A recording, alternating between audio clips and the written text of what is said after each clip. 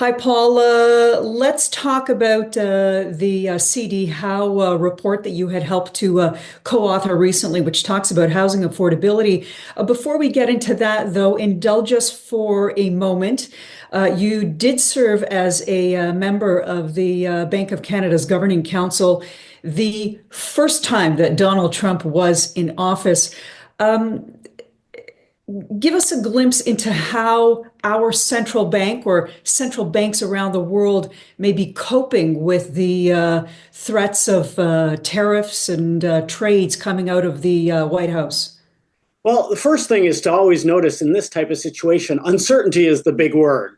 And uncertainty is never a great thing for the economy. And certainly for investment, it's really kind of a negative. So most central banks are seeing this right now as a very uncertain time, which means that, a lot of investments being kind of held back, probably a lot of decisions are going to be waiting to see what happens with these tariffs. You don't want to put and kind of start investing without knowing what's happening in the future. Central banks take that kind of uncertainty seriously and try to bring that into kind of their decisions.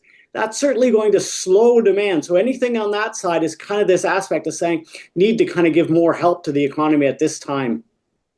We are maybe a week or so away from the next Bank of Canada rate announcement.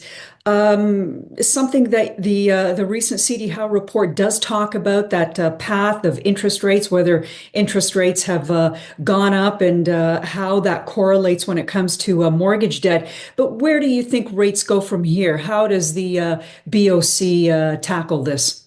Well, I think Governor Macklem was quite clear in his kind of like last press conference, kind of suggesting that there should be further rate decreases, but at much slower pace. So we really went quickly over the last little while with these 50 basis points kind of cuts in interest rates.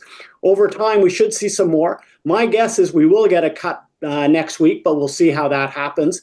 But it will be kind of more gradual now. It will be a kind of at a slower pace, and we might get a bit more during the year. The Canadian economy is picking up a bit. That's a good sign. But with this uncertainty on the Trump side, anything that can help the economy kind of move forward would be a good sign. A big part of our economy is our housing, the real estate market. Let's talk about the key takeaways from that recent report. Yes. So what we're kind of looking at is really thinking, okay, what do we want as Canada kind of looking forward? And, we really have this affordability crisis, especially for, young families that want to start and kind of buy a house, buy a kind of home and kind of start their careers and different things. And the big cities are very expensive and kind of like, Toronto, Vancouver as being the most, the highest priced cities around. And they're really high priced even at a world level. These are very high priced type of cities. And we've already been building a lot. So a lot of the report kind of starts by making the case that we've actually been building a lot in Canada. And the idea that it's just because we haven't been building enough, that's why house prices have been high, is probably a too limited view of things. What's happening is where we have to build by only kind of increasing and supporting more building in our big cities. What we'll be doing is draining more and more people into our big cities. So we will have more people there. There will be more housing in those big cities. That's not a bad thing.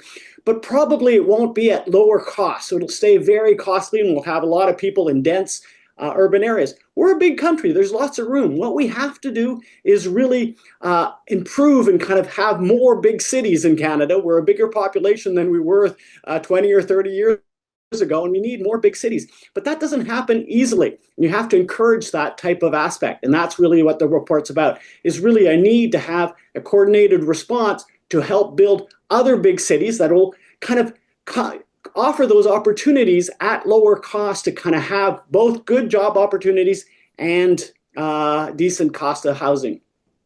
Let's just dive into that a little bit more because I was surprised to see that the report actually, in conclusion, came to it's more about where we build. To your point, how do we get more of these super cities? I mean, there's only one Toronto, one Vancouver, one Montreal. How do we, I guess, encourage these super cities elsewhere?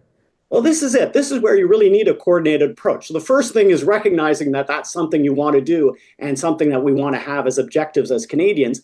Then it has to work at all levels of government. This is from, the municipal level to the provincial level to the federal. So it does require a coordinated response. First of all, you have to have at the municipal level that these are cities that you could kind of target that do want to grow, and kind of figuring out what are these kind of medium-sized cities that would like to kind of grow, and then figuring out which ones are really have the potential. And that's a hard thing because it's not the idea of spreading this out across, evenly across all cities. You really need a few big ones because that's really what offers the opportunities for good jobs, is having big cities. So big cities are a good thing. And so you have to help that. And then really kind of figuring out, okay, these are ones that we want to target, and then get the infrastructure in because you need the jobs at the same time. You have to make it attractive for businesses to go there such that people can go there and both together can have, good opportunities and at decent prices of housing.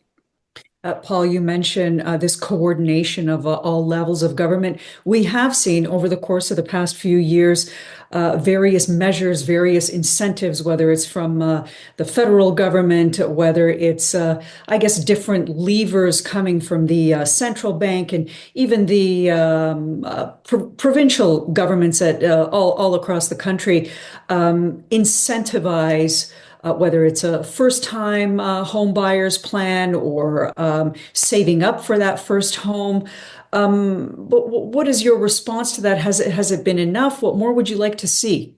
Well, like I say, there's really several parts of that. Like you said, some of it is trying to kind of favor kind of just accepting there's high prices and somehow making that a bit easier, like making, that people can take mortgages over longer periods of time. That doesn't make it cheap. It just means that you'll be paying off over a long time. It does help people kind of get in, but often that also just pushes up the prices. So it's been kind of recognized over the last little while that just having those type of demand aspects aren't sufficient. Then we went into the supply, and the supply is a really good idea. And we kind of agree that supply is, part of it in some of these measures, but a lot of that is being directed and that supply is being increased mainly in our kind of big cities. And like I say, to me, this is part of the report, is by increasing that supply in the big cities, we will have more people in the big cities, but it's unlikely to reduce the price. What will just happen will just drain people from the rest of Canada or to kind of come to big cities, or the people that are there to all stay there. And that's really the aspect. It'll keep prices up with more people. So that's a good thing, but we should direct it more to other, or help kind of coordinate it to more other cities.